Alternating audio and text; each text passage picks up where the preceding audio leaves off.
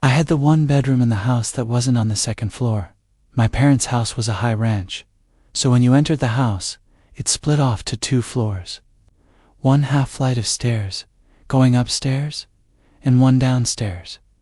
The downstairs level had the den, the garage, my bedroom, and a bathroom. The other 3 bedrooms in the house were all upstairs since I grew up the oldest and the only boy in the house with 2 sisters. I got the room downstairs because it was the biggest, and technically the coolest room. After I turned 10, my parents gave my twin bed to my little sister, and I got a full-size bed, which was a bit of an upgrade. Because the room was big and could certainly fit a bigger bed when I was 12. My little sisters were around 5 and 8, so at this age I would be allowed home alone, but my 5-year-old sister wouldn't be left alone with me, and my 8-year-old sister would only be left alone with me if my parents weren't going to be gone for too long. If they'd be gone for longer periods of the day, then one of my parents would take both of my sisters for this short period of time. I'd say like 3 nights in a row, maybe a little more. I was waking up in the middle of the night for no reason, and I'd have trouble falling back asleep. Considering I was 12 years old, I knew I shouldn't have been having sleeping problems at that age. I was sleeping with the fan on next to my bed because it was a hot couple of days in the middle of the summer, so I wasn't sure what exactly was waking me up, considering the fan provided a steady white noise. One of these nights, I got up after waking up to refill my glass of water. I went to the bathroom right outside my bedroom, and as I was filling it up, I thought I heard something come from inside my room. I turned off the faucet and then listened, but now there was nothing, the sound of the fan.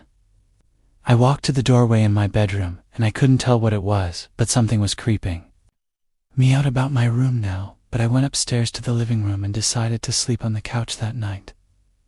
I fell asleep eventually, but that same night again, I woke up, this time to noises from the kitchen. I saw the glow of the light from the fridge and the sounds of someone rummaging through it.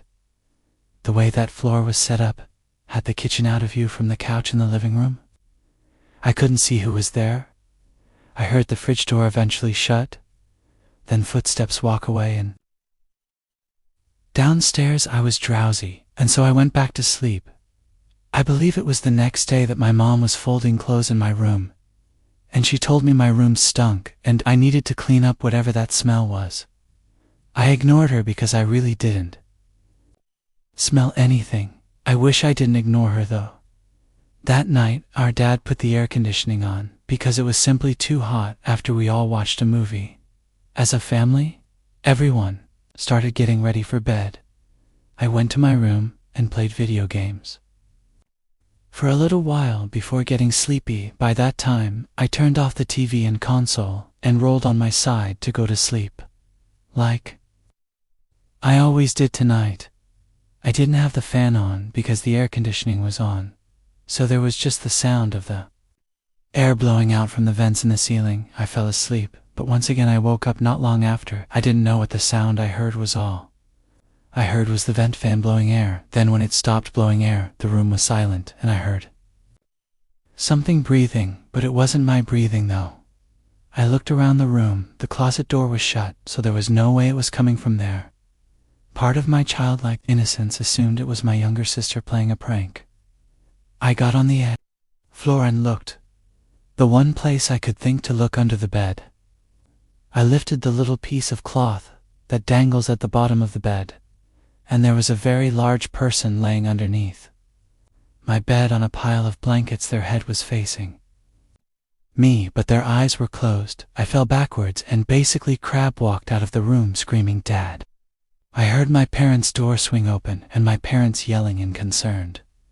I pointed into my room and said, "Under the bed," and my dad went and pulled out this very large, dirty-looking man. I remember my dad quite easily physically forcing the man outside, as my mom called 911. I'm sure he went to jail for a while, or maybe not because he was homeless. Who knows? This did a lot of mental damage to me, where I didn't even want to sleep in my own room anymore, or let alone in that house. I had to sleep in the middle of my parents for a while. Then my dad installed security cameras all over the house. We threw out everything that was opened in the fridge because we had no idea what he put his mouth on.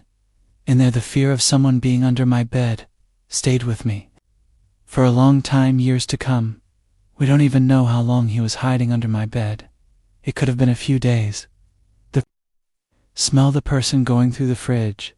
They're randomly waking up every night for a few days. Whether he meant harm or not, having someone hiding under your bed is every child's biggest nightmare. This story is from my great-grandfather, who is currently at the ripe old age of 101. He's told this story at family gatherings for years. He's from the city of Yaroslava in Russia. I guess it was the Soviet Union when he was born there. Being from the USSR, of course, he served under the Soviet Union during World War II, then fleeing to the United States a few years after to escape communism. He told me this story again recently. It had been not long after the Battle of Ilyich, which wasn't a major battle of the war, but it still ended up in a large amount of Soviet and German bloodshed, as most battles at the time did. It was the evening, and according to my great-grandfather, it was very cold that night. Like hellish cold. They were in a small house/building that was one of the few with no damage to it, which made it nice because it was warm. Him and his comrades were celebrating with drinks, songs, laughing, and joking, what you could imagine a celebration would look like. At some point in the evening, two fellow soldiers walked into the building. My great-grandfather and his friend Sergei didn't care for these two. It was apparently because they were loudmouths and were just unpleasant guys. Sergei asked my great-grandfather if he wanted to go out and have a smoke. He agreed, and the two put on their heavy coats and walked out into the freezing cold air. My great-grandfather pulled out a cigarette, as did Sergei, and then he lit both of their cigarettes.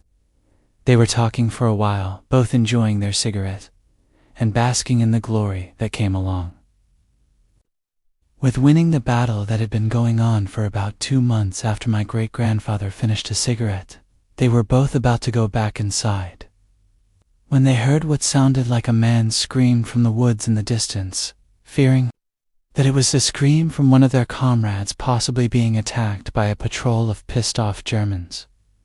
They went back inside quickly and grabbed their guns because of the fact that there might be armed Germans. They got a bunch more of their fellow soldiers to run into the woods with them. My great-grandpa mentioned that as he got deeper into the woods, he started to get a weird feeling like dread and fear when they couldn't hear screaming anymore. My great-grandpa suggested that they all split into duos and search for whoever it was. Sergei went with him, while the others went off in their own duos. After about 2 minutes of walking through the dark, cold woodlands, my great-grandpa said that he could hear faint crying, like someone was in pain.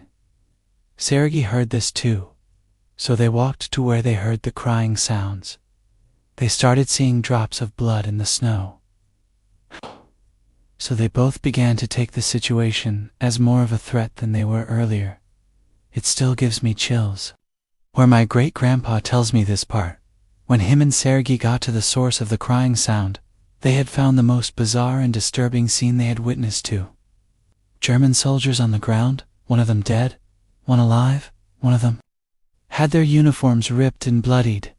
The alive one was cowering by a tree, muttering stuff in German he didn't notice my great-grandpa and Sergei right away. My great-grandpa then walked towards the other body. The corpse was horrifically missing limbs, skin ripped off the face. His uniform was shredded, and it looked like he had been scalped. Another thing that stood out to my great-grandpa was the smell. He couldn't describe the smell, saying it wasn't like a dead body, but more like chemicals. The corpse looked fresh. Sergei investigated the living soldier, who then, noticing Sergei, jumped back in. It's hair as if he had been traumatized. He was shouting stuff in German. It was only then that my great-grandpa noticed that his leg had been torn apart and his chest was bloody. He said he could remember that German screaming, something like Das Kolas, or something similar. Sergei pulled out his pistol and put the German out of his misery with a single shot to the head almost. Immediately after this, my great-grandpa described hearing moaning like noises. That's when a very tall thing started running in the darkness away from them, afraid. Sergei and great-grandpa started shooting erratically in the direction of the thing. The other men ran over, but the thing was gone. All the men were reprimanded when they got back to the village. But a report was sent to the high command. It was never investigated further. My great-grandpa claims that it was the most terrifying experience of his life. Makes him stressed when thinking back on the side of that mangled German and that thing music. This happened when my fiancé, Morgan, and I just moved into our house together in a quiet little town. We still live in this house. It's a modest, cute little house, perfect for us and a couple of kiand. When we decide to have, we met one of the neighbors right off the bat. They seemed nice. They were an older couple in their late 60s. The neighbors on the other side were pretty far away, so we didn't meet them for a while. We were still in the unpacking and furnishing phase. It might have been week 2 of living in 5-8 for Esad. A note jumped to 9:58. The house, we were exhausted by every night, having to work our jobs, and then also setting up the house and unloading. Morgan was cooking pasta in the kitchen. I was sitting at the table talking to her while on my laptop shopping for area rugs. It was a little stuffy in the house, so I 10-foot bin was going to go slide open the back door, but as I got to it, I looked into the backyard and noticed someone sitting in one of the chairs. He was kind of hunched over with his head down. When I say, I almost underscore myself when I saw it. I'm not kidding. I whispered Morgan's name and said, "Don't scream, but 10:32. There's a man in the yard." She walked over to look outside and gasped. She grabbed me and kind of hid behind me and said, "Go say something." No, wait. Don't? Truth be told, I myself didn't know if I should go out there or not. I'm not the biggest man, to be honest, and even though 10:47, this guy had his back to us and was sitting down. He looked like he was bigger than me. Morgan suggested I knock on the glass and yell at him to leave. I didn't want to do it, though. I was scared. The backyard is huge, but right outside the backyard door is a patio with the leftover furniture. 11:03, the lights in. The yard weren't on. We just saw him through the interior lights, shining through the glass door, which meant he had to know we were in here. I said underscored, knocked on the glass and yelled, "Hey, you need to get off our property." The man turned around and looked at me. He then got up with his 11:18 half smile, almost like he was laughing. He looked 50. He had a really long gray beard and tattoos down to his wrists. He walked up to the glass. I made sure the door was locked. He stood on the other side of the glass door and shifted his gaze too. Morgan, he started licking his lips and saying, 11:35. Vile. Underscore. I yelled, "All right, I'm calling the police." I closed the sliding blind to get him out of our faces. I called 911 and told the operator to please hurry and send police to our house. I could still hear the man on the other side of the door, now speaking at a very 11:50 high volume, almost yelling, still saying disgusting things about Morgan. I put the phone to the glass so the operator could hear it. He made me stay on the phone until police would show up. Eventually it went quiet outside, and so I took a peek out the glass, and the guy was gone still. I couldn't wait for 12:07 police to arrive, and when they did, they searched the backyard, took a police report, and left. We thought it was over, but later on that night, when we were in the living room watching TV, we both agreed we heard something from outside in the yard. I went over to the window and kinked the 12:23 blind just enough to see that man outside again. He had a cigarette in his hand. He was talking to himself, or trying to talk to us facing the house. He noticed the kink in the blinds because he ran over to the window. I jumped back and he started pounding on the window, saying all these awful sick 12:41 things he wanted to do to Morgan. I told her to go upstairs. I didn't want her to hear this anymore. I yelled, "I'm gonna call the police again," and then the pounding stopped, and he went silent. I waited a few seconds before kinking the blind again, and he was gone. I went upstairs to go comfort Morgan, who, 12:58, was visibly shaken. I told her he was gone when in hindsight I should have called the cops again downstairs. I heard bumping and knocking. I went halfway down the stairs and heard bumps on the back door and the doorknob twisting and turning. He was trying to get into the house. 13:14, I grabbed the phone in the kitchen and called 911. Once again begging the operator to send police. Now this time, the police arrived a lot quicker, and I didn't alert the man outside that they were coming.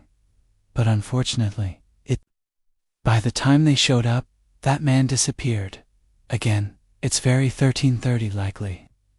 He just ran off into the trees, deep in the backyard. He didn't come back again that night. The next day, we went around knocking on neighbors' doors, both introducing ourselves to those we hadn't met yet, and asking them if they knew anyone matching the description of that man. What we 13:45 found out was disturbing. A couple a few doors down from us knew that man. He was known for beating his ex-wife and having a drinking and drug problem, and generally just regarded as very dangerous. He lived around the block from us in a small rundown house. That's 14 o'clock. The scariest part, we reported him to the police, but since we didn't have him on video, we couldn't press charges. We don't know if he still lives there, because we haven't heard from or seen him in a long time. I hope it stays that way. Count 2861. Character count 14,311. Auto scroll filter profanity.